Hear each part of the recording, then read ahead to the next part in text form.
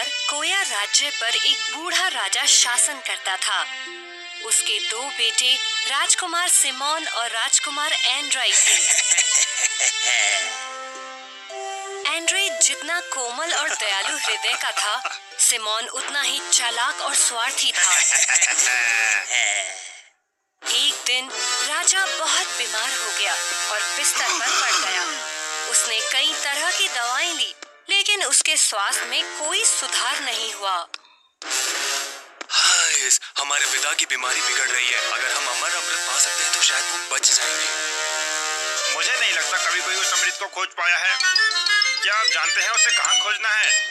भले ही मुझे दुनिया में भटकना पड़े, मैं अपने पिता को बचाने के लिए वो अमृत लाऊंगा। एंड्रॉय की बात सुनकर सिमोन को एक विचार आया। मुझे पूरा यकीन है कि वो सिंहासन जीतने के लिए पिताजी के लिए अमृत ढूंढना चाहता है। मुझे उससे पहले ढूंढना है। मैं तुमसे उम्र में बड़ा हूँ, इसीलिए मुझे ये मुश्किल काम करने दो। मैं अमृत खोजने जाऊंगा और आप पिता की देखभाल करने के लिए यहाँ रुकेंगे। हाँ, मैं आपकी बात मानूंगा। कृपया सावधान रहें। फिर सिमोन ने जादुई औषधि खोजने के लिए जोश में अपनी यात्रा शुरू की। हालांकि सिमोन को ये नहीं पता था कि औषधि कहाँ ढूंढनी है। उसने उसकी खोज में दूर तक घोड़े को दौड़ाया। आखिर में वो एक दूसरे राज्य के बड़े से जंगल में खो गया। सिमोन जंगल के बीच में खड़े एक छोटे से बौने के पास पहुंचा। अरे लड़के, तुम कहाँ जा रहे हो? चिंतित लगते हो हैं? और सूरत बोना, इससे तुम्हें कोई लेना देना नहीं है। मेरे रास्ते से हट जाओ। बौने को डांटने के बाद सिमोन ने अपने घोड़े को उसके ऊपर दौड़ाने की कोशिश करी। राजकुमार के इस घमंडी व्यवहार ने बौने को बहुत नाराज किया। फिर उसने सिमोन को सबक सिखाने का फैसला किया और जादुई मंत्र पढ़ने लगा। बौने के जादू के कारण सिमोन जंगल में ही इतना फंस गया कि बाहर का रास्ता नहीं ढूंढ पाया। एंड्रॉय ने बहुत लंबे समय तक इंतजार किया, लेकिन जब सिमोन वापस नहीं आया तो उसे चिंता होने लगी।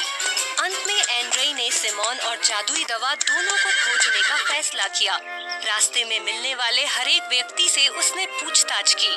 किसी को सिमोन के बारे में कुछ नहीं पता था। चलते चलते वो उसी जंगल में जा पहुंचा जहां सिमोन था। एंड्रॉय ने ये जगह पहले कभी नहीं देखी थी। सिमोन की ही तरह एंड्रॉय जंगल में खड़े उस अजीब बौने से मिला। बौने ने एंड्रॉय को देखा और फिर उससे पूछा, अरे लड़के, तुम कहाँ जा रहे हो? चिंतित लगते हो। सिमोन के विपरीत एंड्रॉय अपने घोड़े से नीचे उतरा और बौने के पास पहुंचकर उससे विनम्रता से कहा, हेलो, मैं एंड्रॉय हूँ। मैं अपने पिता को बचाने के लिए अमृत की तलाश कर रहा हूँ और साथ ही अपने भाई की भी। एंड्रॉय ने बौने को सब कुछ बताया।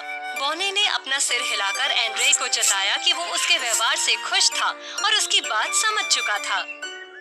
आंद्रे, तो क्या आप जानते हैं कि अमृत कहाँ है? नहीं, यदि आप जानते हैं कि अमृत कहाँ है तो कृपया मुझे रास्ता दिखाएं।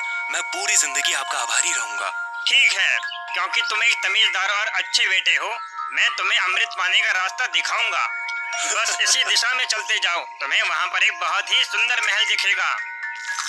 आंगन के अंदर जादुई दवाई से भरा हुआ कुआं होगा। जितना चाहे ले लो, लेकिन याद रखना तुम्हारे पास केवल 1 घंटा है। 1 घंटे के बाद महल के दरवाजे बंद हो जाएंगे। यदि तुमने समय से महल नहीं छोड़ा तो तुम हमेशा के लिए महल के अंदर बंद हो जाओगे। और ये महल का दरवाजा खोलने के लिए एक छड़ी है। इस छड़ी के साथ दरवाजे पर 3 बार दस्तक देना और गेट खुल जाएगा। आप 2 भयंकर शेरों को गेट की रखवाली करते देखेंगे। उनके सामने ये 2 ब्रेड के टुकड़े फेंक देना। वे चुपचाप खाएंगे और आपको प्रवेश करने देंगे।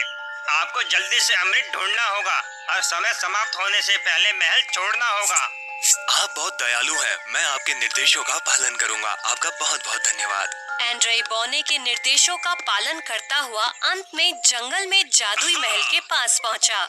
एंड्रॉय लोहे के दरवाजे पर पहुंचा और 3 बार दस्तक दी। दरवाजा पूरी तरह खुल गया और उसके सामने 2 आक्रामक शेर गुर्राने लगे। एंड्रॉय ने उनके आगे ब्रेड के 2 टुकड़े फेंक दिए। जैसे ही दोनों शेर ब्रेड खाने के लिए आगे बढ़े, एंड्रॉय भागकर महल में घुस गया। एंड्रॉय ने महल में इधर उधर घूमना शुरू कर दिया। वो एक बड़े और शानदार कमरे में पहुंचा, जहां पर एक कुर्सी पर उसने एक राजकुमारी को सोते हुए देखा। जब एंड्रे ने राजकुमारी डायना को देखा तो उसकी सुंदरता को सराहने लगा और राजकुमारी से उसे तुरंत प्यार हो गया। एंड्रे ने जैसे ही राजकुमारी के सुंदर हाथों को चूमा, राजकुमारी ने धीरे से अपनी आंखें खोली।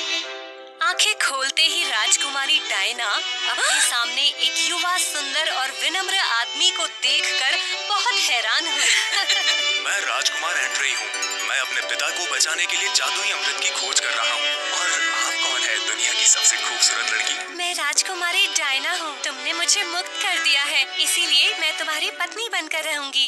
1 साल के बाद कृपया यहाँ वापस आएं और दरवाजे के सामने दरी पर कदम रखें। फिर हम शादी करके खुशी खुशी साथ रहेंगे।